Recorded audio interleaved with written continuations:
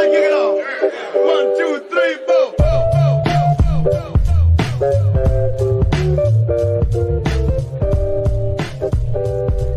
What's going on, everybody? Welcome back to World History Class with Mr. Lutz, where today we will tackle the empires of the Ottomans, Safavids, and the Mongols by comparing how they were formed, what their societies looked like, and what led to their decline or demise.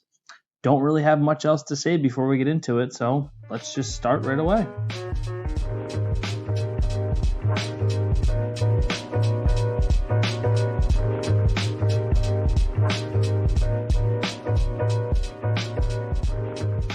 So I'm going to try to organize the key concept connections section into more of a comparative format than your textbook does. Your textbook likes to just go Ottomans, then on to the Safavids, and then on to the Mongols. So what we'll do is we'll talk about how the formation of empire in the three different empires. We'll talk about Islamic society, kind of touching on some different topics, including women, economics, religion, culture, and then we'll finish out the key concept connections by starting to talk about kind of the transition point that these empires start to hit in the 18th century. So where we'll start is going to be with the imperial formation with the Ottomans. So in the beginning, the Ottomans are going to emerge thanks to their original leader, Osman Bey. Now, Osman Bey is going to lead his fellow Ghazi, which are known as religious warriors, in the Anatolian plateau to carve out a territory that butted up against the Christian Byzantine Empire, and the two would butt heads with each other for basically the next 200 years, going from the 13th century to the 15th century. Early Ottoman military success is going to be accomplished thanks in part to not only their military organization, but also their well-trained and well-equipped cavalry forces, who are typically comprised of members of the aristocracy. But their military is really going to reach an elite status once they spread their conquests into the Balkan Peninsula, kind of going around Constantinople, not really attacking the Byzantine capital successfully quite yet. And once they're in the Balkans, they're going to implement a system known as the Devshirme.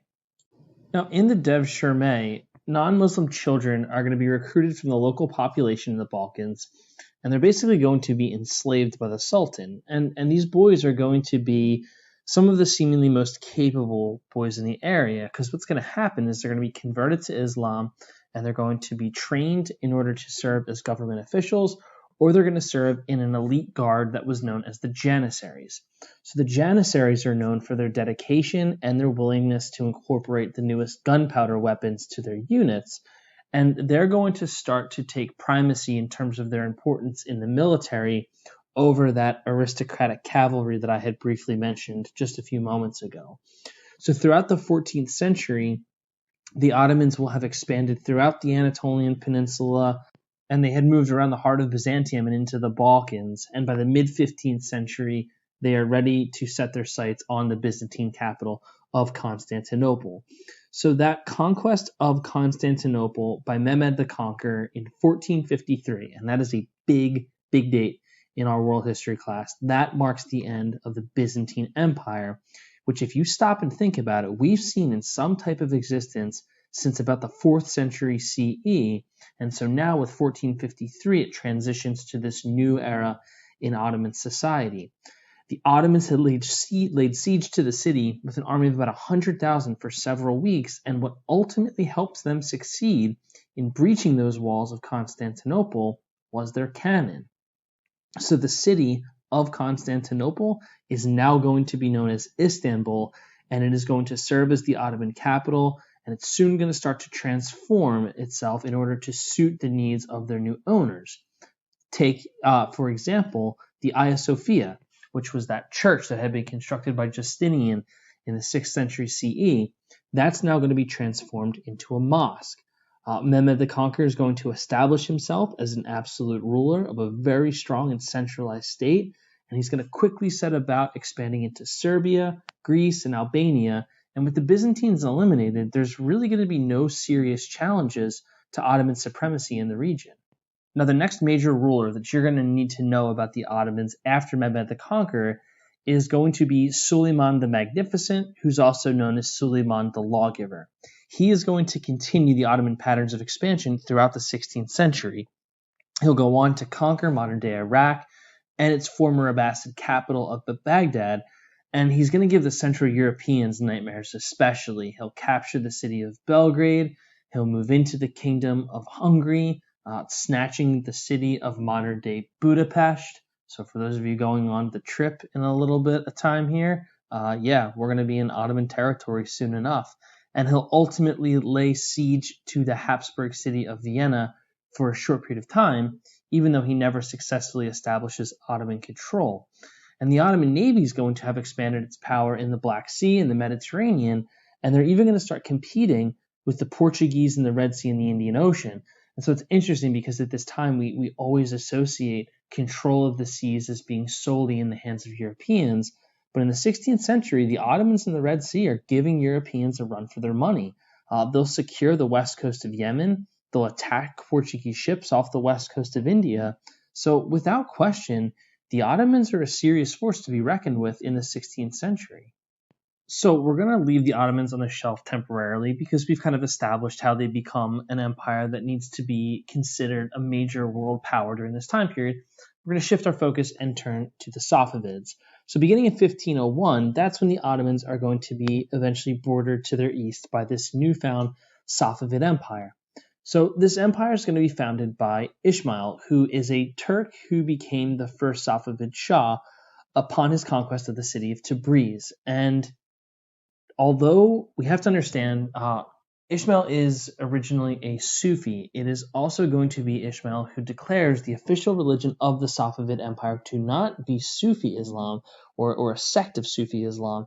It's going to be officially Shia Islam. Now, something to keep in mind with this development, though, is of course that they're descended from Sufis. So they're making the conscious decision that they are going to convert and change their religion. And they decide to change their religious affiliation because they believe it's going to help them solidify their claim of legitimacy with the people in the region who tended to practice this strain of Islam.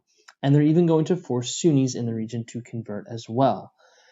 And this type of Shiism is known as Twelver Shiism because it's believed that the 12th Imam, who was the religious leader that followed after Muhammad, well, the first who was considered to be an Imam is his cousin Ali, who Sunnis would consider to be the fourth caliph of the caliphate, but Shia will consider him to be the first rightful successor of Muhammad. You'll remember that dispute back from the earlier unit that we had studied with Islam.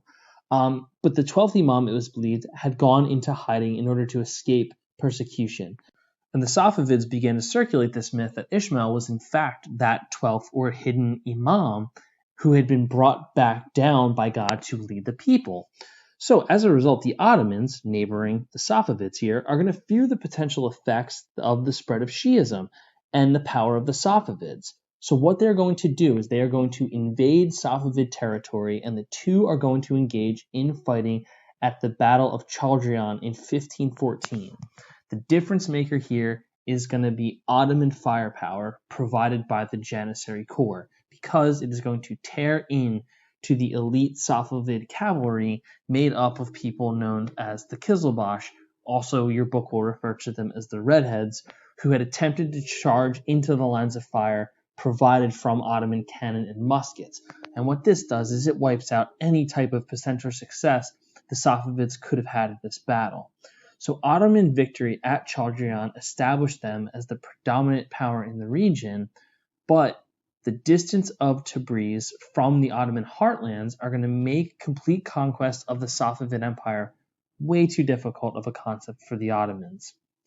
So over time, the Safavids are going to lick their wounds and kind of recover after those initial glories with Ismail and then the subsequent disaster at Chaldiran. And they're going to do this by expanding their bureaucracy, employing more Persians who we have seen in the past to be very effective bureaucrats. And they're also going to provide their high-ranking military officials with land. So A, those military officials remain loyal, and B, they have a stronger reason to fight to ensure the success of the empire. And we've seen this tactic in different parts of history throughout time. We've seen it with the Romans, we've seen it with the Byzantines, and here we see it again with the Safavids. So the Safavids are going to be put fully back on track, in my opinion, during the reign of Shah Abbas the Great. Much like the Devshirme, Abbas is going to establish a system that brings in Russian boys, converts them to Islam, and ultimately trains them to serve as leaders in the military or in the government. So these slave regiments are also going to begin to employ the use of gunpowder weapons to a greater degree, and soon enough the Safavids are piling up military successes. And if you're saying to yourself, this sounds an awfully lot like the Ottomans, that's because it is.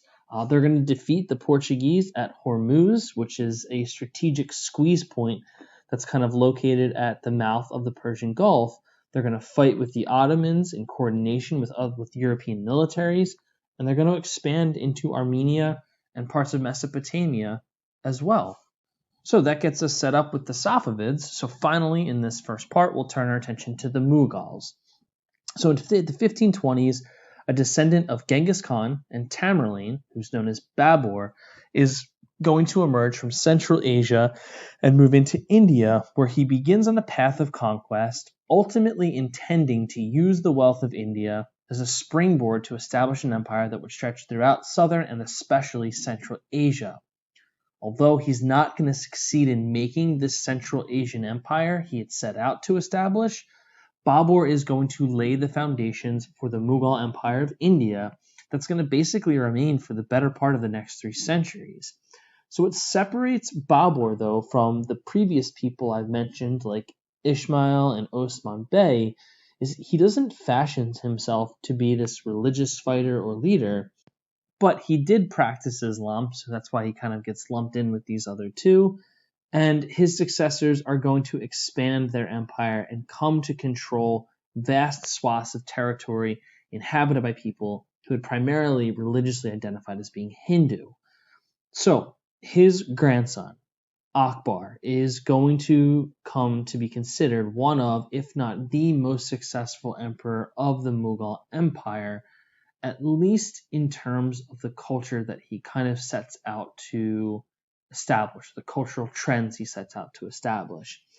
He is going to bring government and administration under a more centralized organization. He's going to expand the empire further into the south, and warrior aristocrats are going to be granted land in exchange for the military service, just as they were in the Ottoman and just as they were in the Safavid, which I had just explained to you. However, it's going to be his policies of religious toleration that defined him the most. He's going to have encouraged Mughal leaders to marry the daughters of the Hindu Rajput elites. He abolishes the jizya, which, if you recall back in our previous unit, was the head tax on non-Muslims, and that would kind of ensure them protection and the ability to practice the religion that they choose. And he's going to appoint Hindus to high-ranking government positions as well. And even though he can't read himself, he's going to have books read to him, and he's going to work closely with early practitioners of Sikhism, the people who follow Islam, people who follow Hinduism, to develop this divine faith that he will call, in your book, will refer to as the Din-e-Ilahi, which had worked to merge primarily both Hindu and Muslim beliefs, but also incorporates some other traditions of other faiths in the region.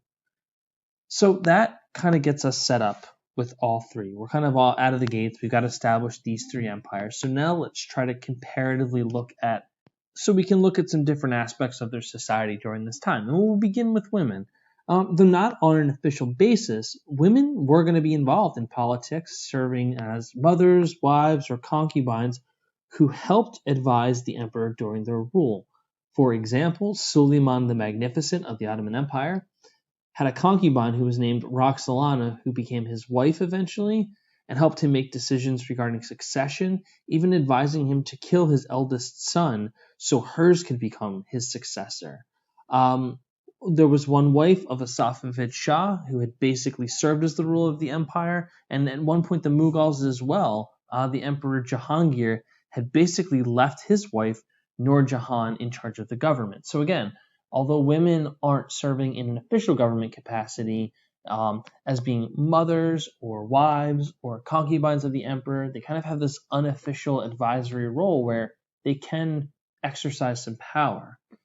Now, in terms of economics, bringing up something we've talked about a lot in this unit, and that is the Columbian exchange. It does have an impact on the Islamic world, both in terms of the food and the luxury goods that they will enjoy. Indian food is going to start to begin to incorporate potatoes, and the tomato is going to become popular in foods throughout not only the Mediterranean, but also the Islamic worlds. Coffee and sugar, though it originated in the Old World, they only really become popular once they become mass-produced in the plantations in the Americas and then ultimately exported back to Asian markets by European merchants. And by the 17th century, tobacco, which was an American good, had become very popular throughout the Ottoman Empire, where it's frequently found in coffee houses. Now, this is kind of a trend that we're going to see here. Conservatives in the empire are going to believe goods like these are undermining the moral fabric of Islamic culture, and they're both going to be temporarily outlawed, that is, coffee and tobacco in the empire, before ultimately having a resurgence and becoming popular among the people once again. So trade relations are of importance for the Islamic empires, both for economic as well as political purposes.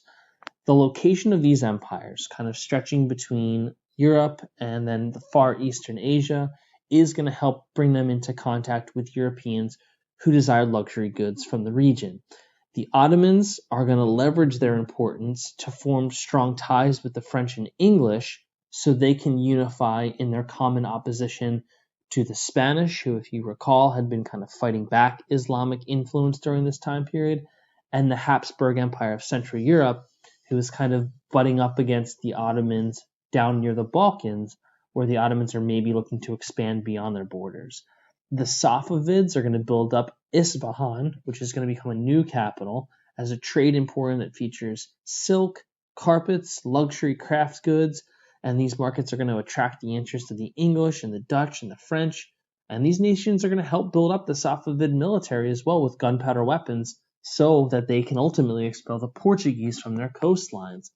And lastly, the Mughals had also attracted European merchants, of course, and these European merchants are going to establish those colonies along the coastlines. And this is all happening even though the Mughals aren't really placing foreign trade highly on their list of priorities. Now, in terms of religion, we have to understand all three of these empires dealt with an array of religions in their empire. The Ottomans are going to cohabitate with Christians and Jewish minorities throughout the empire. There's going to be Jews and Zoroastrians found in the Safavid Empire. And the Mughals are a minority in a territory that's dominated by Hindus, but it also features Jains, Zoroastrians, and Christians as well. Jesuit missionaries had come from Portugal and had been working, albeit unsuccessfully, to convert the Emperor Akbar to Christianity. Of course, if you recall, I had mentioned a little bit ago, he, of course, was busy developing his divine faith that would unite Islam and Hinduism, ultimately to foster loyalty to the emperor, kind of above all else. Religious minorities in these empires, more often than not, were required to pay the jizya in order to receive protected status in Islamic society. But the Ottomans are going to even devise something called the millet system, which allows for minority religious communities to maintain their legal traditions and cultures. Akbar altogether eliminated the jizya, although later on it's going to be restored by a later successor of his named Aurangzeb in the late 17th and early 18th centuries. Culturally speaking, as these empires are growing in size and power, their leadership is going to work to commission cultural products that are going to serve as a testament to the power they exercised in their time. For example, when Shah Abbas moved the capital of the Safavid Empire from Tabriz to Isfahan, he's going to construct this vast public square known as the Naksh-i-Jahan Square. And it's going to have featured one of the largest bazaar markets in all of the Islamic world. It's going to feature a massive mosque and an impressive palace, and these buildings featured elaborate ornamental patterns on their facades that still draw admirers to this day. The Ottomans inherited a city in Constantinople, which of course they're going to rename as Istanbul, that had really become run down over the centuries prior to Ottoman conquest.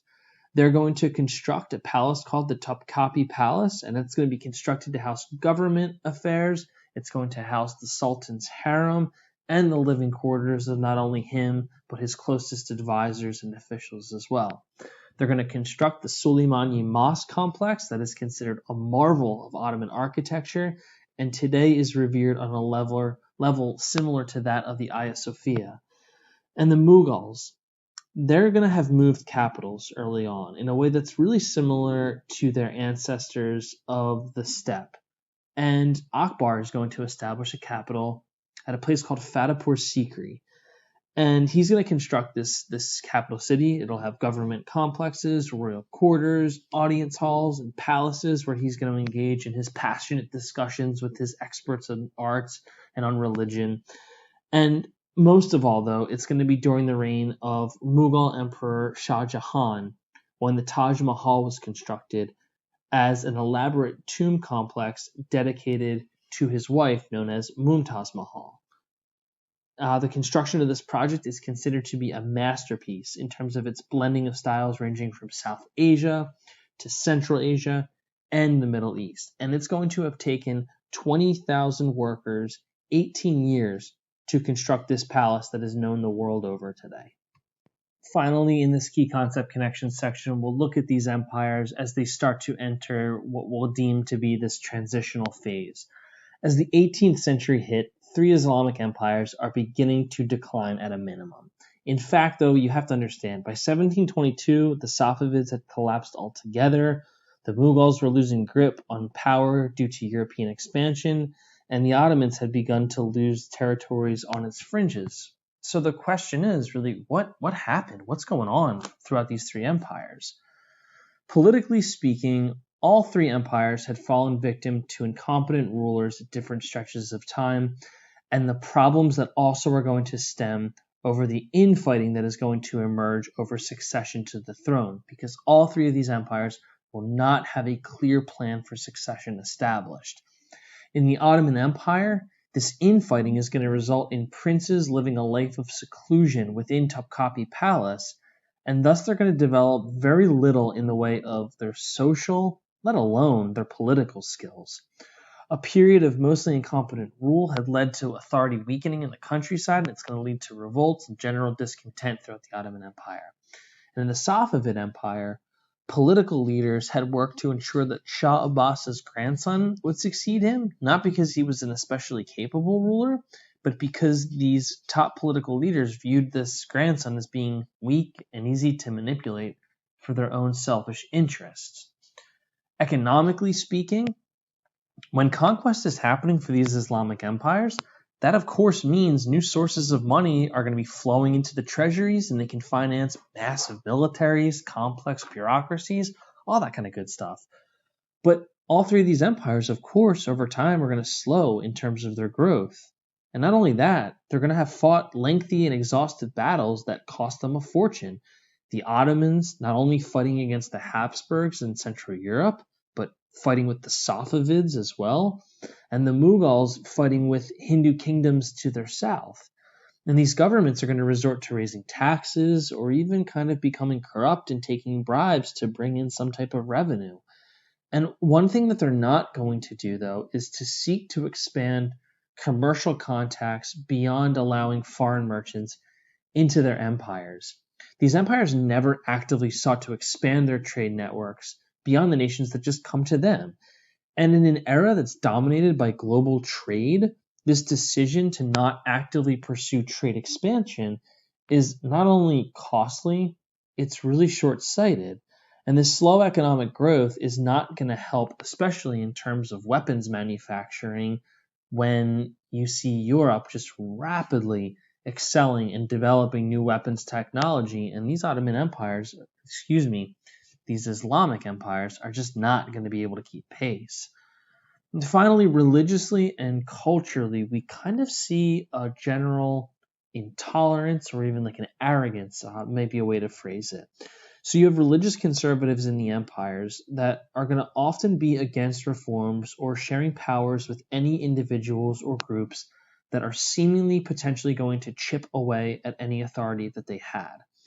Religious conservatives in the Ottoman Empire had protested against the printing press and the building of an observatory, some of the policies of Aurangzeb to reintroduce the jizya tax after, if you recall, Akbar had ended that tax temporarily. That's going to inflame tensions between religious groups in the Mughal Empire. And the Muslims of these three empires, in general terms, are going to feel culturally superior to Europeans, and they're not going to believe they have much to learn from them. And it's not going to be until the 18th century when finally we really see European scientific instruments that had kind of been a product of that scientific revolution, like telescopes and other things like the printing press, really being permitted to operate, at least for the Ottomans, into their own benefit. And part of the opposition to printing, it stems from an appreciation of the handwritten script, especially in regards to the Quran. If you recall, it's not even the message of the Quran that is so revered. Of course that's revered, but it's also how it is artistically portrayed and how it's delivered. So to print that kind of removes something from the artistry of the book. But there's also a looming fear among elites about the potential impact of making books and print materials readily available to the masses. Maybe they've heard of Martin Luther, I don't know. Anyways, these Islamic empires were ready and willing to adopt technologies like weapons that could enhance their power, but on the flip side, they're going to be hostile to those technologies like those of science and printing that might lead to some beginning to question their power.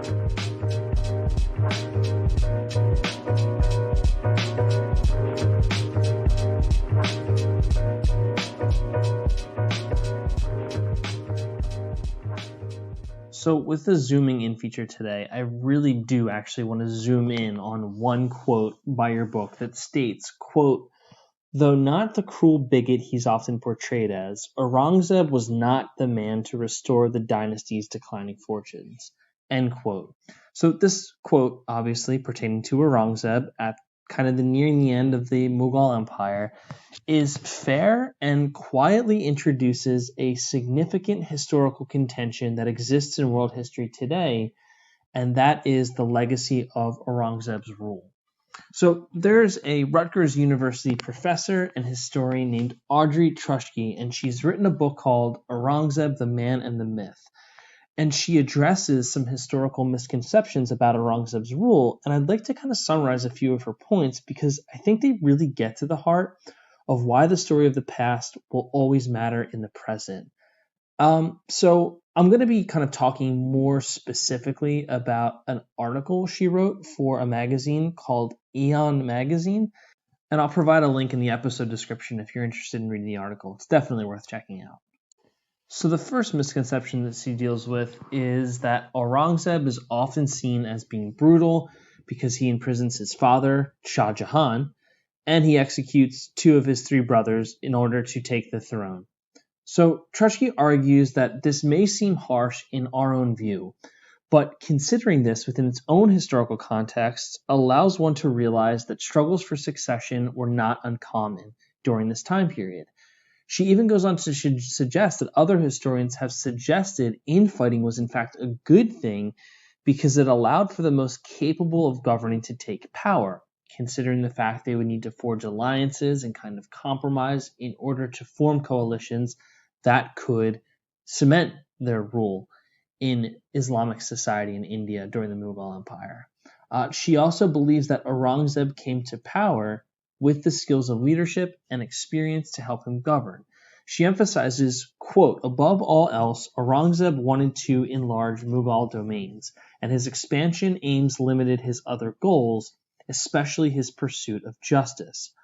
Often we can glimpse some of the key tensions of his reign by identifying points of conflict between his unbridled imperial ambitions and his professed commitment to piety, just rule, and Mughal kingship," end quote. So to her, the imprisonment of his father is revealing as to where Aurangzeb's most important priorities are found. And the key revelation here, folks, is that it's not with emphasizing a moral justice above all else, even though sometimes Aurangzeb likes to think that's the case. The second thing she addresses is the big contention, and that is that Aurangzeb was religiously intolerant and wanted to destroy opposition to Islam. She makes it a point to connect Aurangzeb's handling of opponents to the political sphere above the religious sphere. So she connects a son who attempted to overthrow him, being banished from India, a Maratha named Shivaji who had fought against Mughal rule in central India, and another guy named Tegh Bahadur who was the 9th Sikh guru and had challenged the power of the Mughals. Shivaji was never captured, but his son was brutally executed as a result of what his father did, and so was Tegh Bahadur, but it was because of their threat to Mughal control, not due to their religion. And she makes it an interesting point to say that, we always talk about it being like, oh, he attacks Hindus, but it's oftentimes that these people, if you look at the primary documents, they don't refer to themselves as being Hindu. They might refer to themselves as being a Maratha. So that it's going to be a political identification or the identification of being from a separate state as opposed to a religious identification. And it's often discussed that Aurangzeb ordered the destruction of Hindu temples, and this is true, but it's not because of the religion they promoted, and the tradition of temple destruction had been exercised by Hindu kings in the past. Though this is often marked as one of the major legacies of Aurangzeb, Trotsky notes that it's the same ruler who had appointed half of the positions in the Mughal nobility to Hindus, and that was even more than his predecessors. And she summarizes the importance of her work in a very agreeable way in the last paragraph by saying, quote, "We must embrace this project of understanding Aurangzeb on his own terms in order to gain a more accurate perspective on this influential emperor and the world he helped to create.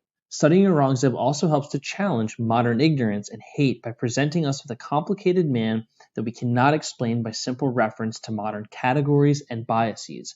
Knowing more about Aurangzeb is important both for India's past and India's present." End quote. Now, I like this quote not just because I find it agreeable for Aurangzeb, but it can apply to so many different people and places throughout history. The statement generally says we need to understand the past on its own terms, divorced of our prejudices shaped by our present, in order to shed light on our own society's misgivings, to hopefully chart a better and more understanding future. The legacy of Aurangzeb, of course, can be debated, but Trotsky's larger point about how we should approach history in our present world cannot and should not be argued against.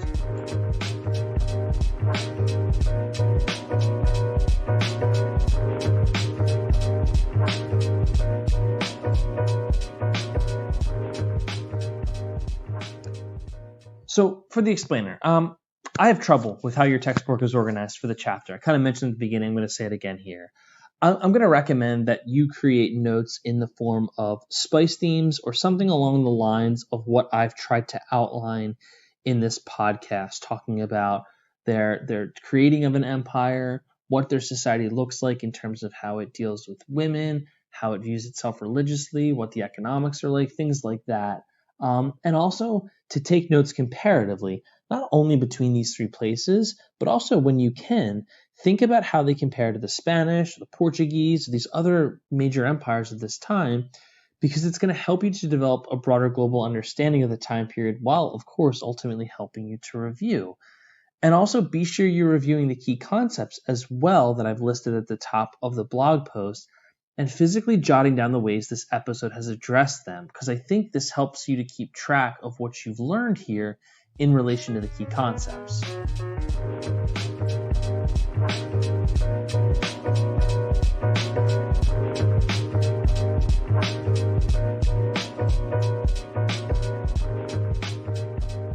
Finally, a recommendation, one I've made before, one I'm going to make again, and that is the Head on History podcast. There's so many good topics on Islam, and several of the earlier episodes include topics related to these empires that we've discussed here. And I think he does a great job at really zeroing in on some particular aspects that I just can't cover in a half-hour general interest podcast that kind of tries to cover anything and pretty much absolutely everything. But yeah, Head on History, definitely head over there, check it out. It talks about Islam in terms of historical developments, but also Islam in the modern world, which I think is definitely something we should work to have a better understanding of. But that's all I've got for you today, so I'm going to end it here. Until next time, take care, everybody.